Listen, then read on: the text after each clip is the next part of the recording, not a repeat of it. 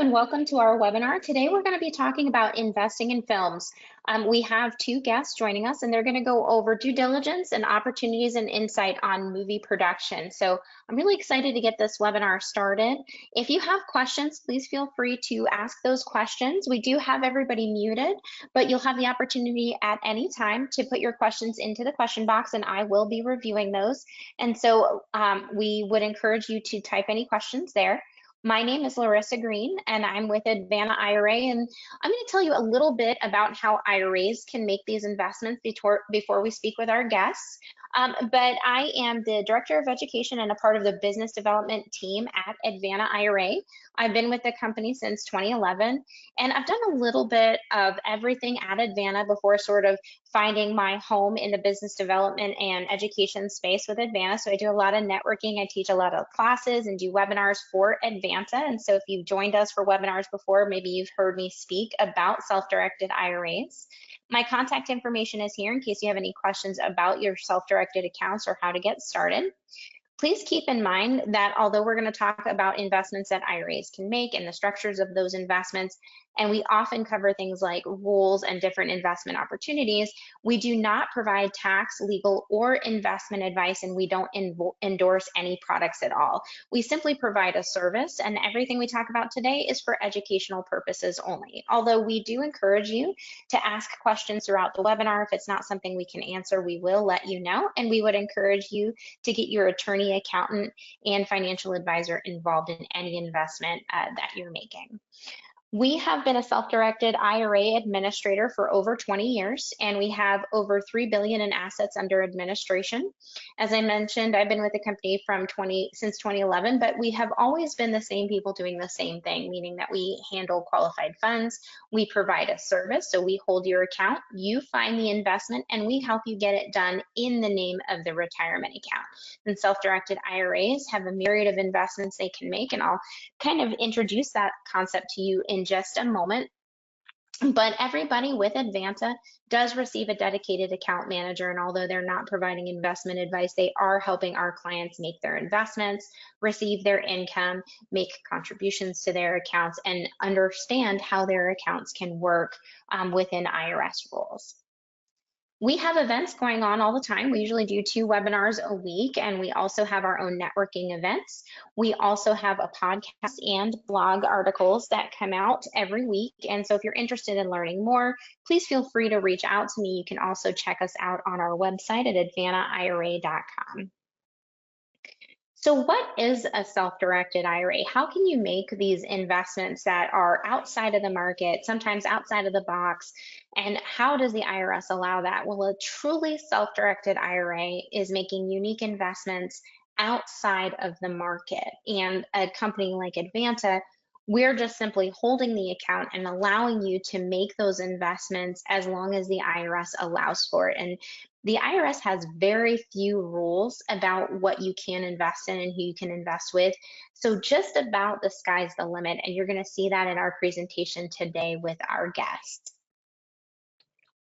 A self-directed IRA gives the account holder the opportunity and true control over their retirement account to truly diversify. So again, if you're not, investing just simply inside the market, now you've opened up all of these opportunities to yourself, and you can invest in, sometimes investing in what you know best, unique opportunities, and there is the opportunity there to truly diversify your account. So we see a lot of investments into things like real estate, private mortgages and notes, private placements like limited partnerships and businesses, precious metals, cryptocurrency, syndications, and as we're about to see, there are so many other investment options out there for a self-directed IRA.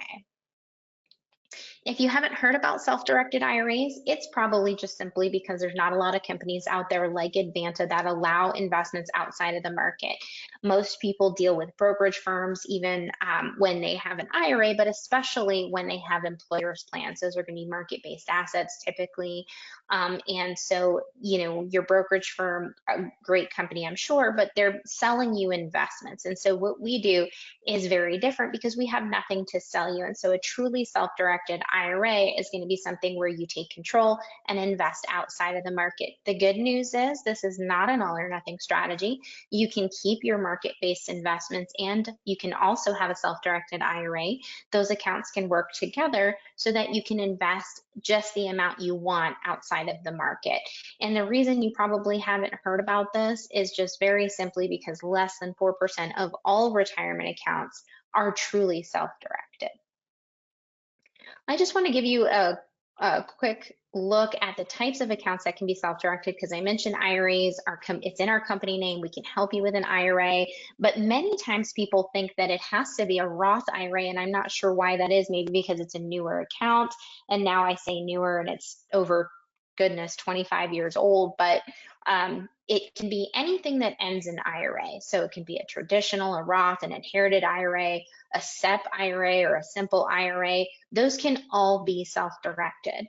And then we also can assist you with solo 401ks. So if you're an independent business owner with no employees other than yourself and your spouse or partners in the business, you can have a solo 401k, which is basically just a 401k plan that helps you save for retirement, both as your own employer and as your own employee. So it gets the benefit of those contributions, even though you're not working for, a larger company. And then we can also help you with savings accounts. Health savings accounts and education savings accounts can be self-directed, because the rules for self-directing those accounts are going to be exactly the same.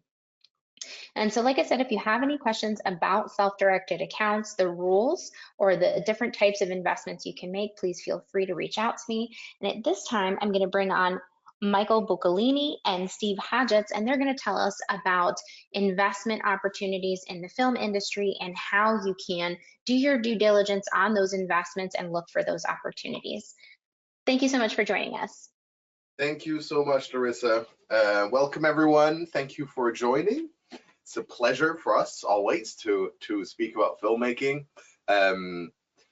This webinar is a checklist for first-time film investors. However, I assume that many of you have a variant of different knowledge in terms of film investing. So please, if you have any questions along the way, please let us know. So our company is called Advanta Films. We do both narrative and documentaries. We started off in London about 15 years ago doing a lot of commercials, and decided one day to elaborate those stories we had in 30 seconds and try and do it in 90 minutes. And so we did for fun. However, we got great success, and it brought us here to Hollywood and led us to our and that was a rom-com, mockumentary, and then it led us to our second film, which is also a rom-com, where we managed to land the legendary John Cleese. And after that, it led us to a food documentary where we followed a restaurant in London to try and get their first Michelin star, where we managed to get Marco Pierre White, Gordon Ramsay's mentor, and fell in love with the documentary genre as well. So since then, we managed to secure the Larry King documentary, which we're currently filming now, about halfway through principal photography. And our latest big project called The Last Team, that is about the last nation on earth without a soccer team, where we'll follow the Marshall Islands to the World Cup and Olympics. So we have background in both narrative and documentaries, but first and foremost, in independent filmmaking. Obviously, the market is very split, where the studios, rule the industry, so to speak. However, there is an opportunity in the independent film world where private equity investors like yourself has an opportunity to join the ride.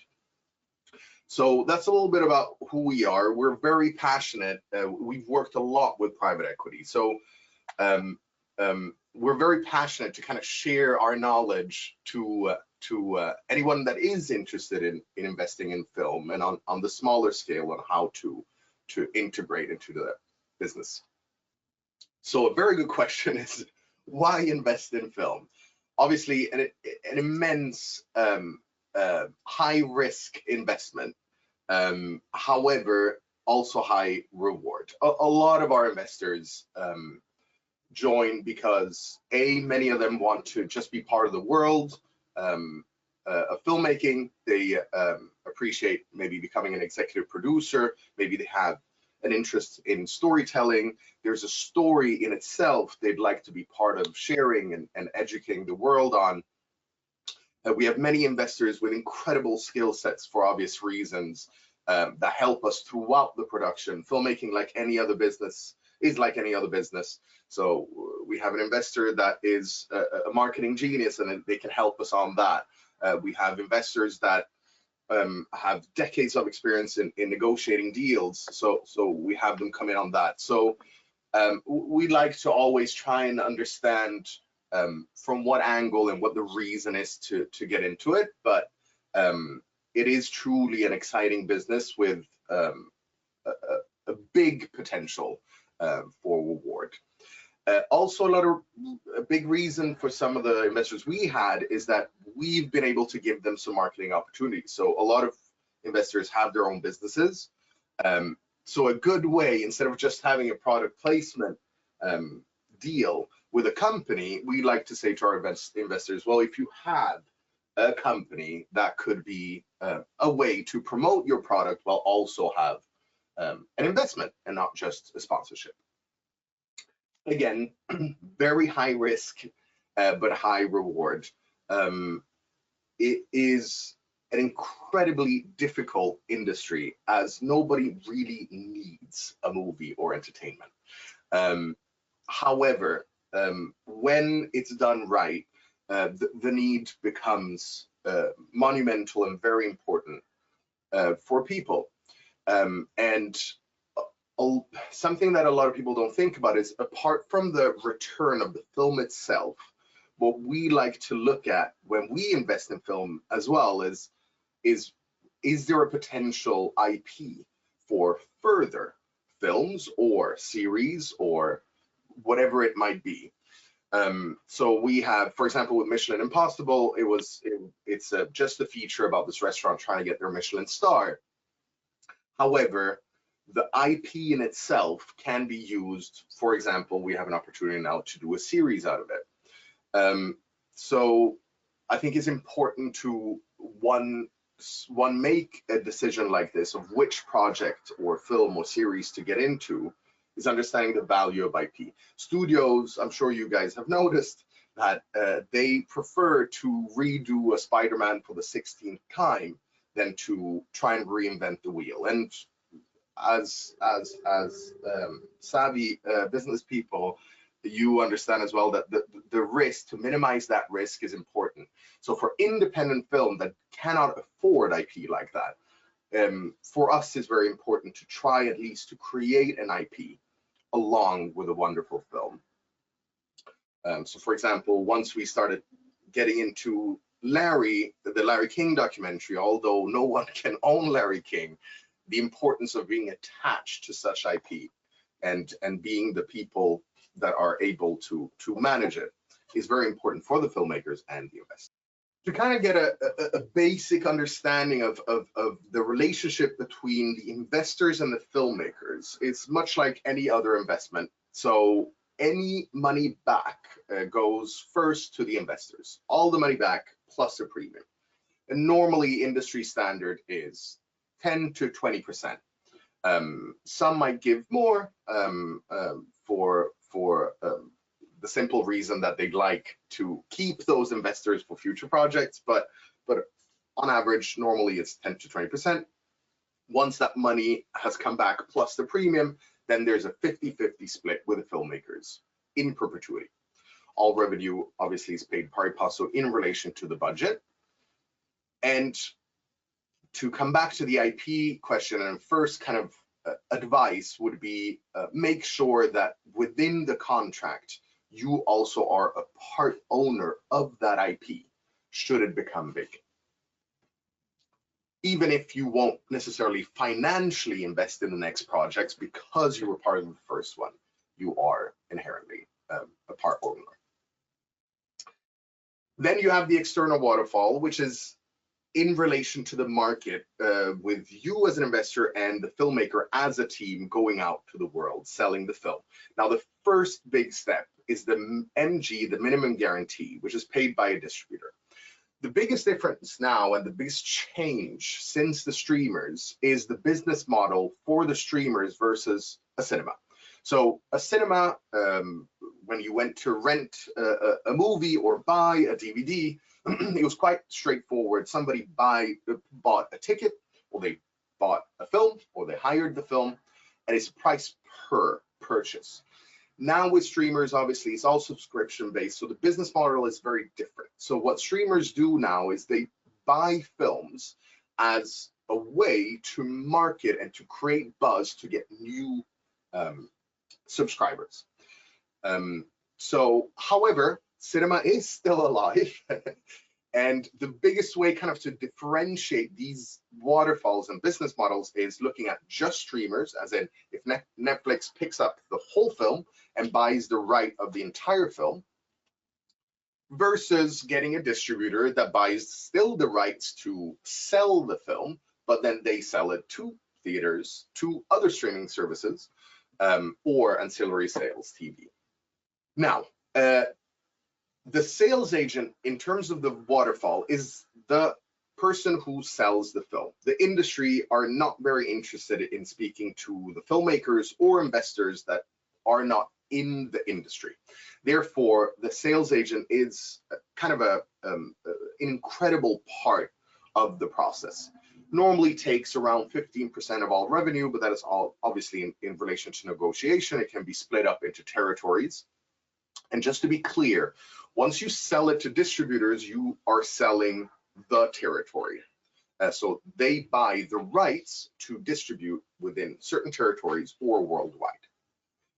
A smaller chunk, which is about 5,000 or 1% of all revenue, is the collection agents, which is the third party who distributes the revenue, which is kind of like a safe space for all parties to feel that all revenue is taken care of properly.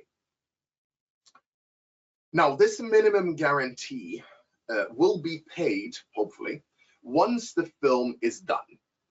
And it is important that that minimum guarantee is as high as possible, obviously, but that is just the beginning of the journey in terms of the revenue of the film. So after the distributors have paid the film, as in the investors and the filmmakers, the minimum guarantee, the next stage will be that the distributors want their money back, just like our investors, plus a premium. Now, their premium is more 30% in general.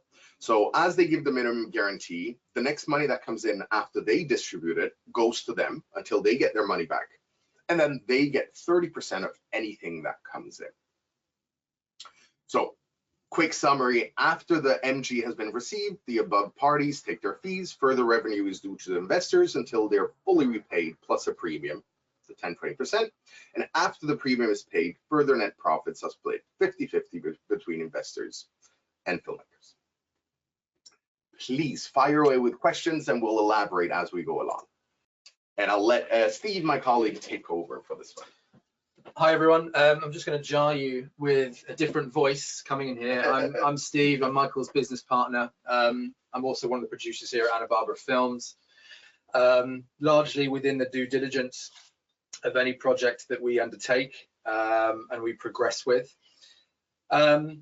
So any film investment will likely come to you through an email, might be a pitch deck, might be a family friend, it might be a networking event.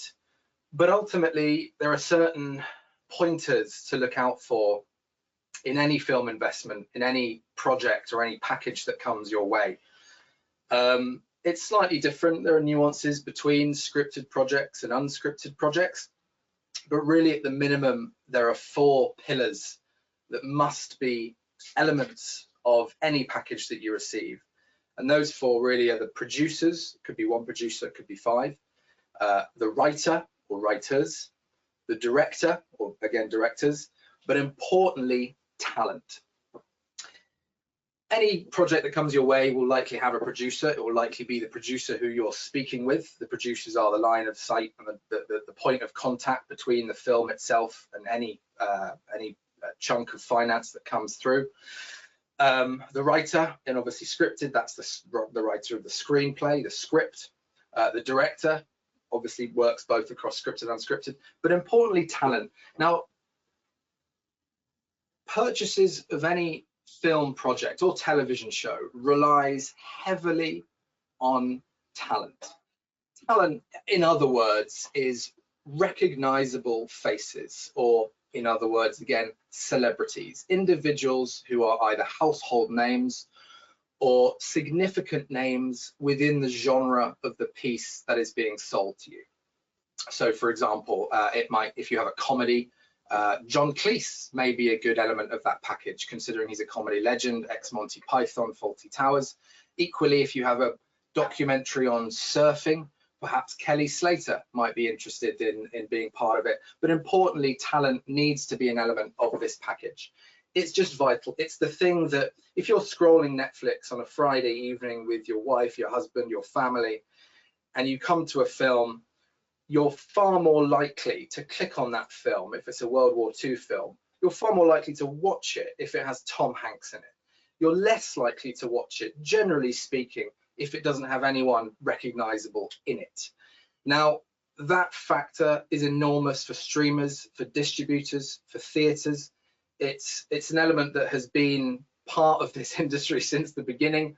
It is what gets bums on seats ultimately, but importantly, it needs to be a piece of talent that aligns perfectly with the genre of the piece that you're possibly investing in. Now, those are the 4 pillars that really are vital from any film package. There are key heads of department, of course. With any film, you need a director of photography. It's the individual who is in charge of the cinematography, the photography of the entire film, essentially the lead cameraman or camera person, the editor, the composer. Now, these heads of department may not necessarily be attached when you receive a deck, but the producer and the director better sure have an idea of who they might be, who they are, what experience they have, what track records they have. But generally, it's important to ask those questions: who are your heads of department? And if there are 0 answers or 0 ideas, it may be a red flag. Now, like any business, lawyers and accountants are crucial, vital elements of the entire package. You cannot really do a film without them. Ideally, they have experience in entertainment. There are specific attorneys and accountants who work within film and television. So likely the package, you know, when you're asking these questions of the producer, will include a lawyer and an accountant who have a track record or experience within film and television. Another good thing to do, I suppose, with any prospective film or television investment really is to ask the producers for references of any previous investments. First of all, you know, it's already high risk, high reward, but it would be slightly less risky if the producers themselves have had films produced successfully in the past. And more often than not, it's always good to request references, whether email, you can give them a call, to any previous private equity investor who has worked with this specific producer in the past. And that reference call or reference email will give you a pretty decent indicator as to the quality of the producer's work abilities and communication, but importantly, the success of previous projects. We're just sharing you here a couple of screenshots. I'm sure you're all familiar with IMDb, the Internet Movie Database. It's always good for looking up actors, directors, writers, and who's been in what. There's a thing called IMDb Pro, which is a subscription service that IMDb offer. It's about $150 per month. A lot of our investors take one out, largely because you can put a lovely photo up as one of the added benefits. But importantly for producers, this allows access to contact information and details of any talent that is out there. So you can see here on the left, we have John Cleese. His manager is Anonymous Content based in LA.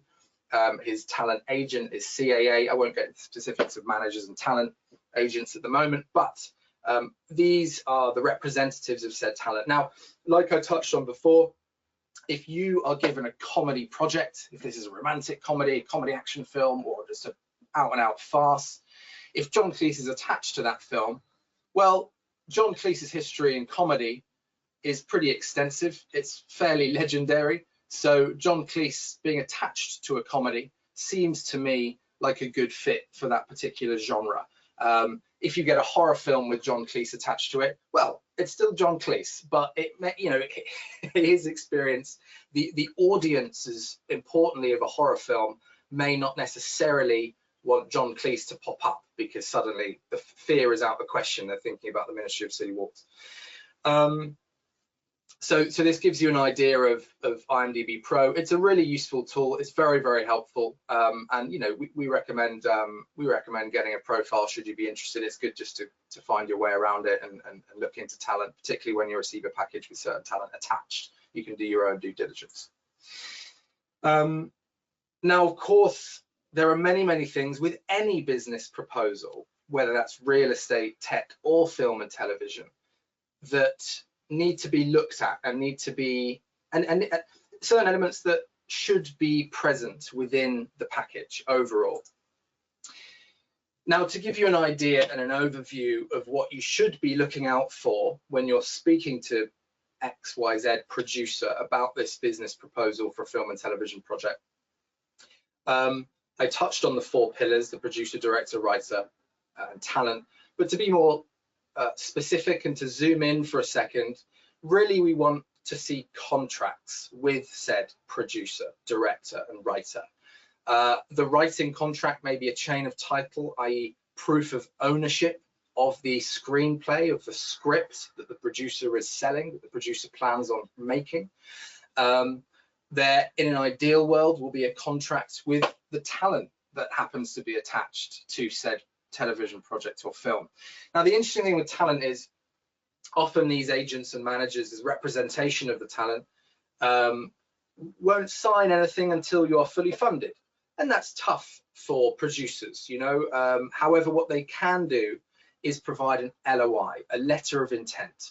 Now, this could be on headed paper from CAA, the agency. It could be an email screenshot, but ultimately this is evidence that the piece of talent, let's use John Cleese again as an example, that John Cleese, there's evidence that John Cleese has agreed to be part of this project. So that LOI may well look like an email from the agent or a letter from the agent that says something along the lines of, dear producer, John Cleese is committed to playing the part of David in X project for this fee, contingent on full financing of the project and finding dates that are suitable for all parties. But I think if you are given a project and there is talent within and the producers cannot prove that that talent is attached to this project, it's a red flag. So talent, there must be some element of evidence that this talent is attached, considering they are the most important element of any film or television project. There's a bonus, of course, that in this LOI, that particular talent has agreed to an element of commitment as far as publicity is concerned. I'll give you an example. We had John Cleese in a romantic comedy, and in his contract stated that he must post on his Instagram, which he has X million followers, a number of 4 times to publicize the project. That might be the trailer, the poster, and a couple of behind the scenes. So that just immediately starts generating some free marketing from a target audience of John Cleese, who's involved in comedy, whose audience is comedy fans in relation to the project, which is also comedy. There's also a small bonus, ideally, in this contract that John Cleese or X talent is being committed to an additional session of reshooting or voice recording beyond their scheduled days, just because in the edit, often creatively, any editor or director or writer will find themselves in a position where, in order to make the story work, this character, we need to have a scene where this character says this or does this. Another element of the due diligence process should be insurance. Again, like any business, there are dedicated production insurance providers. Given, before the finance is cleared and committed, these may just be in the form of quotes, but ultimately there needs to be evidence that the producer has thought about production insurance and have evidence that they are working with an insurance provider. Another key element, of course, is the budget. There must be a line-by-line budget. I'll get onto the details of that in a second. Everything from the producer, director, writer through to the cameraman, the sound team, the costumes, production designer, the craft services, so the food and drink, how are they being fed, the locations, the permits. This budget must be there, and without it, it feels to me as though the producer hasn't done enough work and needs to go away and do their homework before coming back to you. Generally speaking, there should be a cash flow document that demonstrates the production's outgoings, again, like any business. And with film, there's generally speaking a parent company. So us, we're Anna Barbara Films, but any film project and any standalone television project will be a business in its own right. So the producer will have and should have started an LLC or an LLP. In the UK, it may be a limited company, but this company essentially is a special purpose vehicle set up purely for the purposes of making that film. This film should be its own standalone product. So let's think of a film as a product like anything else, and it should have its own business. Of course, there should be a bank account, dedicated bank account attached to that business. It's easier for legal, accounting, and various other business reasons, but there must be an LLC or an SPV or an LLP set up specifically for that project. Generally speaking, again, if you're speaking with a producer, one question may be, well, how much have you raised, and how much do you still need to raise? It's always good to ask for proof of funds, again, usually in the form of LOIs, letter of intents, or again, an email of intent from another investor on board the project who may be saying that they've committed X. Could be 5,000, it could be 100,000. But it's always good to gather evidence from your side on whether the producers are telling the truth, in all honesty. There's another really attractive element in film, which is that various film offices globally will provide a tax rebate or tax credit. So in the UK, the BFI provide up to a 40% rebate. In Georgia, I think it's 40%. Mississippi, it's 25%. Canada offer fantastic tax credits. We're seeing a lot of Hollywood productions shooting in Canada for this reason. It essentially means that Canada are saying, well, if you come and shoot here and hire our local crew, we'll provide a rebate to you on the back end. Now, generally speaking, this is provided in the form of repayment to investors, but sometimes producers decide to take a loan against this. But ultimately, if there is a tax rebate involved in the package, there must be a certificate from that film office or specific tax board in that particular state, just kind of verifying and certifying that the proposed rebate is what it is. The production schedule should be among the packet of documents somewhere from the producer with the film investment. It provides an idea of when principal photography, i.e. when the film is being shot, is taking place, when and how long the film is being edited for, when and how long the grade, the sound mix, the composer will take. These should all be there in the package. There may well be some contracts of lower importance signed, for example, the director of photography or location agreements. But again, generally speaking, once the film is invested into and fully financed, those agreements take place. I think, like Michael touched on, ideally there is some evidence of the right to subsequent productions. For example, if you're investing in this project, you clearly believe in it in some way, you clearly have an affinity with the talent attached, and if there is not an opportunity to be involved in subsequent production, so i.e. the sequel, I think it becomes less attractive. So you should always have the right to be involved in a piece of IP that explodes and becomes the next global phenomenon. Michael mentioned a collection account manager. This is a third-party organization who distribute all revenue to beneficiaries, i.e. the investors. This agreement should be in place. For scripted pieces, the chain of title should be there. This is a contract that just stipulates the ownership to that particular screenplay. There should be ownership that the writer has been bought out. So there is the right to produce this film. And then for unscripted pieces, a chain of title is a bit more nebulous. You can't have a screenplay for a documentary. However, you might have contracts with key subjects of that documentary. Life rights for said individual in the documentary might not be necessary. It's preferable, but legally anyone can make a documentary about anyone. They only get into trouble if they're defaming. But life rights are a bonus.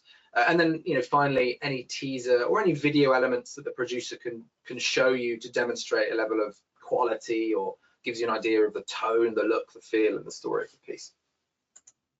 Steve, before you go on, we did have a couple of questions pop up. I think you might talk about it a little later, but a question popped up about tax credits, and it's okay if you can't answer this. I know for myself, I'm not going to answer this, but I'm going to, just ask the question anyway. If you're investing personally, as an investor, you get some tax credits for this question.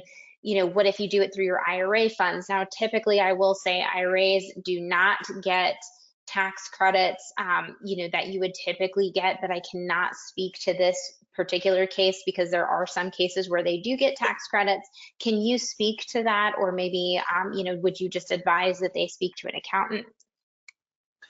Yeah, it's interesting. Yeah, so obviously I touched on the tax credits and the tax rebate for the film itself, which would either be repayment or part of the budget. As an individual investor, I know there are opportunities to obtain tax credits from your own personal investment. I'm not a qualified tax attorney or tax accountant. I would highly suggest, I don't want to speak out of place, I would suggest speaking to one. We have many tax attorneys and tax accountants across the US and across the UK who we work with, who would be able to provide you with a better idea of that. But I'm not, I wouldn't be comfortable in sharing any absolutes at this point, but I know that it's possible in certain scenarios. Okay, all right, great.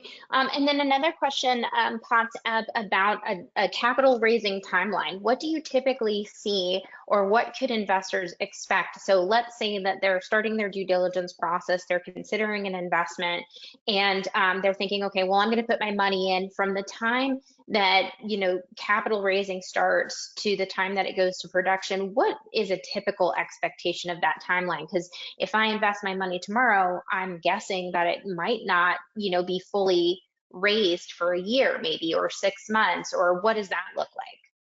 Yeah, great question. I mean, generally speaking, we would allow 6 to 12 months for the raise of any project. Now, this may differ according to the budget. If you have a producer approaching for a $250,000 feature film, well, that's fairly low budget. I would put that more into the 6-month category. However, if there's a feature film that's perhaps $1.5 million, I'd put that slightly closer to the 12-month category. Now, generally speaking, there is an option. Many of our investors choose to provide a letter of intent or an email of intent, which essentially stipulates, once you've reached a certain amount of the budget, which essentially allows you to do principal photography, we'll write the checks. Some are very passive investors, and perhaps it's a much smaller amount. They pay it out to the account to get the producer going and get the project off the ground. And they're very passive. We see them at the premiere. And a few individuals provide a letter of intent, which essentially stipulates that this is the amount I'm thinking. Get back to me once you have filled the kitty, and we'll write the check. So there are many options. There's no one right answer. It's very project specific. And one example is we're doing this project with the Marshall Islands, this soccer project with these amazing football legends, and it's a 4-year project, and one of our investors recently put an amount for the first 2 years, knowing that the full budget still wasn't quite raised. He just believed in it enough to want to get the production to the 2-year mark. But of course, the 2-year mark means that the 6 to 12 month timeline means that by the 2 years coming round, we will have raised the kitty. So it's very project dependent, and it's always at the discretion of the investor ultimately. Got it. Okay, thank you. Okay, so just wanted to share a quick budget breakdown. This is just an example. I don't know whether, Larissa, we're sharing this deck after for anyone to kind of take a closer look at, but we've shared an example budget of, in fact, this is for Larry King, our Larry King documentary. This is what the budget looks like. It's budgeted at $620,000, which generally speaking, still in the world of film and television is fairly low budget. but we have successfully produced films on a slightly lower budget, really just in order to maximize profit, both for ourselves and for investors. But there are key budget lines to look out for. Again, the producer fee. Now, producers, you may get a package where some unscrupulous producers will, try and have a third or a half of the budget, which isn't right. There are many other costs involved in making a film. Film and television are very expensive enterprises. The producer does a lot of work. They are there from conception right through to the sale. However, generally, there should be no more than 20% of a film's budget. There should be a fee for the director, the writer, the line producer. The line producer, in short, is the individual or individuals who are looking after the scheduling. They are booking the locations. They are ensuring that the talent are available on these days at this time. They need to be picked up at 7 a.m. It's an enormous job. There must be a line producer there. If not, who is doing it? Is that also the producer? There must be a miscellaneous budget that should be at least 5% of the total. Again, you have to see that there are attorneys and accountants attached to this project. There must be insurance. Marketing is enormous in film. We'll get onto this, and largely streamers and distributors and sales agents will do an element of marketing themselves. However, it's also a bonus that the producer is planning on a commitment to marketing. No one's going to see the film unless it's marketed. And then there are deliverables. These deliverables may be things like subtitling or attaching further copyrights or the title graphics themselves. Editing, of course. Music, very, very important, whether it's a documentary or a scripted piece. Is there a composer? Are they using free rights licenses? Are they planning on licensing tracks and artists' music? And then permits. Permits generally across various locations of the world are required to film. LA, for example, are very hot on this. There's a company called LA Permits, and you need to engage LA Permits every time you want to shoot anything at any time in the Los Angeles area. Alternatively, London, for example, doesn't require permits, but this budget should give you an idea. So with any investment into film and television, there will be an investment agreement, of course, between you, the investor, and the production. I mean, ours, for example, is 10 pages. There are many clauses, but ones to look out for are initially the rights to audit the production. So this provides an added layer of comfort for you, the investor, that if 2 years go by, you feel uncomfortable, you have access to the accounts of the production, and at reasonable notice, you should be able to audit that production. Any underspend, so if the budget is $1 million and production spends 900,000, that remainder really should be going back to the investor's pari passu as the repayment. Any overspend of the budget, so if the budget is $1 million, they end up spending 1.1. Well, that 100,000 better not have been a capital call of the investors. Largely speaking, that would be the parent company. And then, of course, you want the names of any key elements of the production within the contract, and importantly, the producers, directors, and writers and talent. Most importantly, though, the producers, directors, and writers. Talent, talent can drop out. It's just a matter of fact. They get other jobs. However, there must be a commitment to hire other talent of a similar capability or of a similar status. Production updates, like any business that you invest into, the owners, the runners, the operators, you want to hear from them. We endeavor to do monthly updates. We will provide both the good news and the bad. We don't want to hide anything from our investors. It's important to share every news that there is. So, there might look like in pre-production every month, hey, look, $1 million is still our target, but we've raised another 100,000 last month. We have a wonderful EP from India or the UK or whatever it might be, or North Carolina. It might be an update that the scheduling is underway, the tax rebate is certified, and hey, here's that document showing it.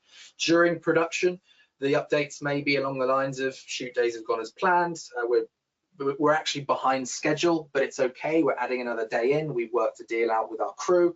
In post-production, it might be editorial progress. It might be progress with the music. It might be sharing clips of the music with you. And of course, during the sales process of the project itself, this will be an update on the festivals, if they're attending festivals. It will be an update on offers received on the film and an explanation of which offers are being accepted and why.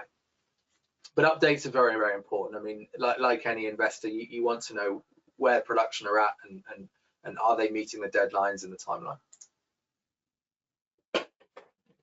I'm going to hand you over again to Michael. We're playing a game of ping pong here. Yes, yes. So if we look at what Steve just went through now, almost like a life cycle of the film, and we're getting close to the end and to the delivery of the film, as in the principal photography has been done. We've edited the film. The production you're working with has also gotten the grading, the sound design, and the music locked, and we are ready to take it to market. One of the biggest roles, apart from the investors and the filmmakers and anyone below them, is the sales agent.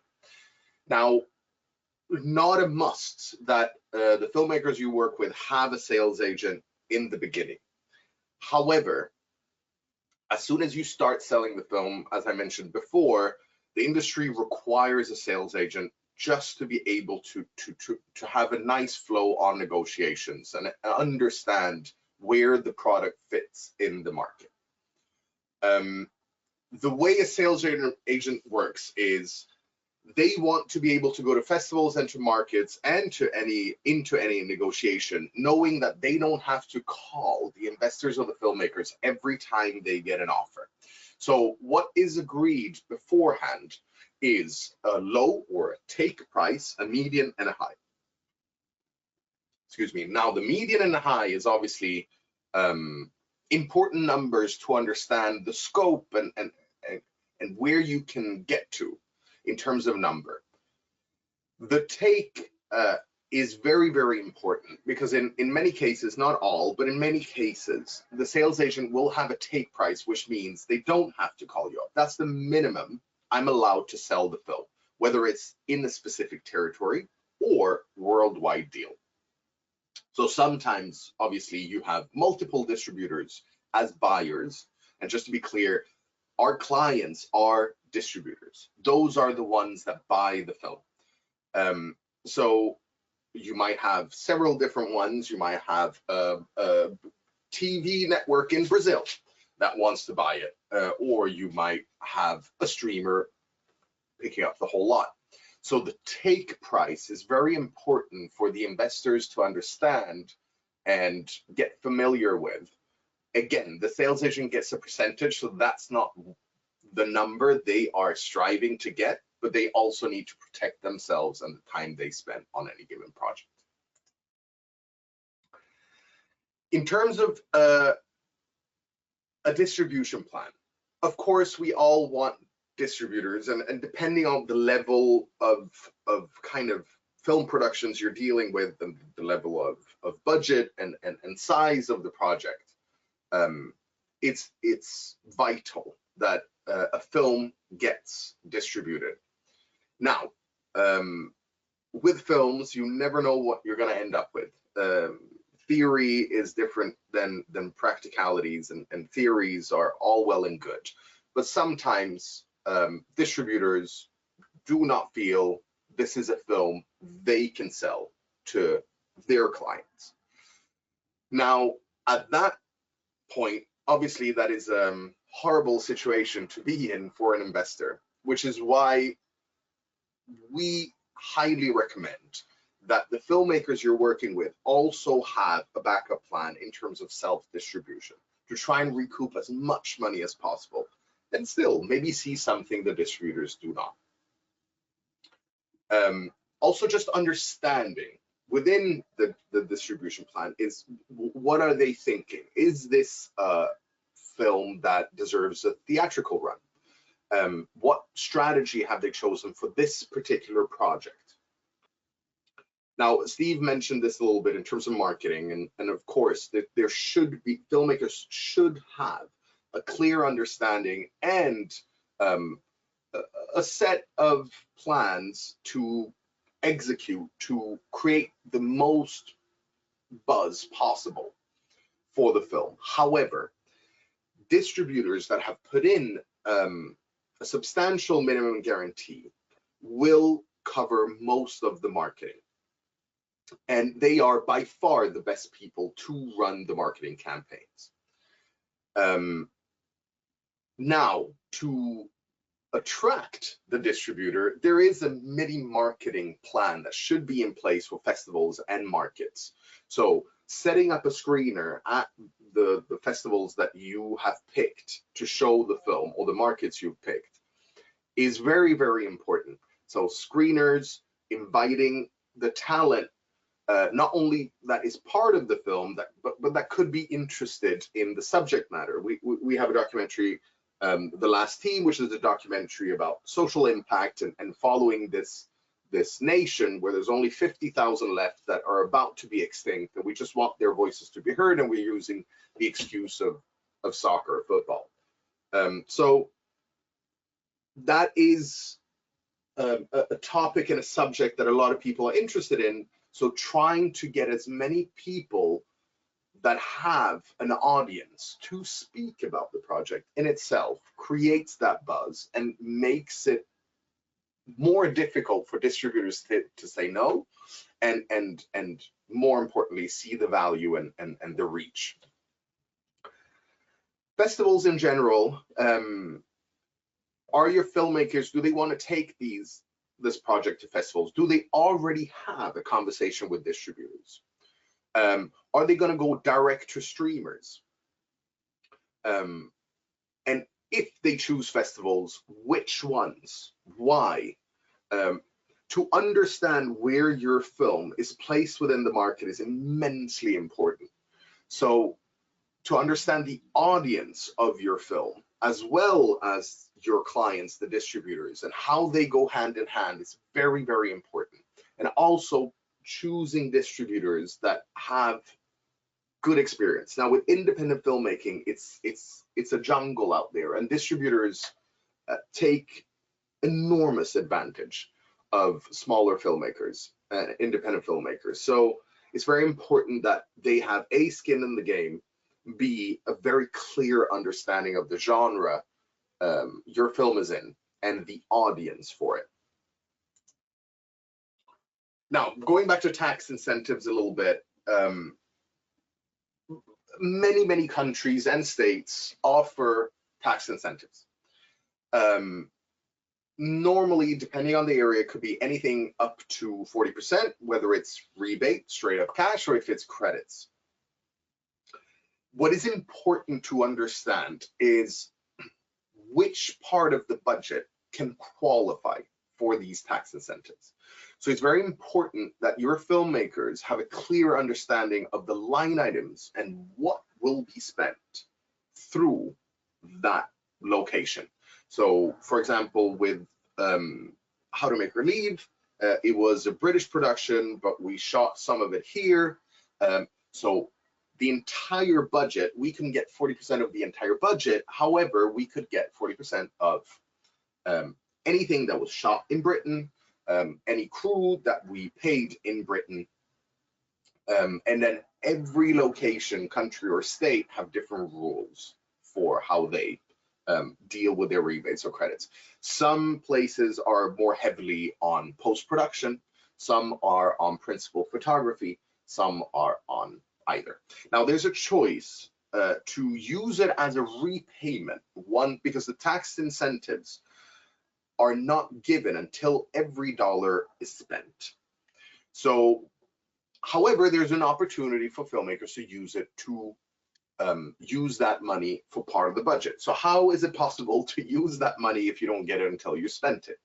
Well, this is where banks come in, and banks love the film industry like any other industry. And the filmmakers have an opportunity to get a loan using the collateral of the certificate of said tax incentive and rebate to be able to raise the budget. Now, in some cases, as I said, it can be used as a repayment to the investors. So obviously a little bit better from an investor point of view. However, they can be used in either way. once you are engaged with filmmakers for a said project, it's very important that it's not a loose conversation. And if they haven't received the certificate of approval, they are very close to it. Tax incentives are, although complicated, very straightforward. However, because of the complexity, we advise you that the filmmakers have a good understanding of it. And again, just like you want lawyers and accountants just for film in general, there needs to be accountants and lawyers, or at least one of them, that are familiar with that specific tax rebate. Ideally have had experience and successfully done it before. A lot of information in a short span of time to explain the whole industry. However, this is our favorite part. All we want to do is to share our knowledge. So any questions that you might have, please. Okay, so we did have a couple questions pop up, and while we're talking, please feel free to type any questions into the question box before we conclude the webinar.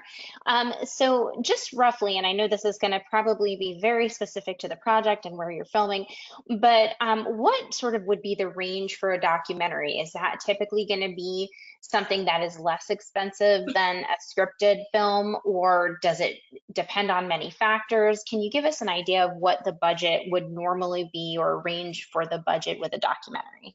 Yes, I think that's a good rule of thumb, is that normally a documentary should be less expensive than a narrative that can go up to 500 million, $1 billion these days. However, I think it does really depend on what the filmmakers are trying to achieve, and what it would cost to achieve that storyline. I think the important thing here is maybe to reverse engineer it, to try and understand the film that is being proposed. What opportunities does it have in the market? What other comparables, which is a big term in independent filmmaker or any filmmaking, is what has other films in similar genres or trying to achieve the same thing to the same target audience. What is the ceiling here, and what is the median, and what is the low expectation of that, and then kind of work backwards on that.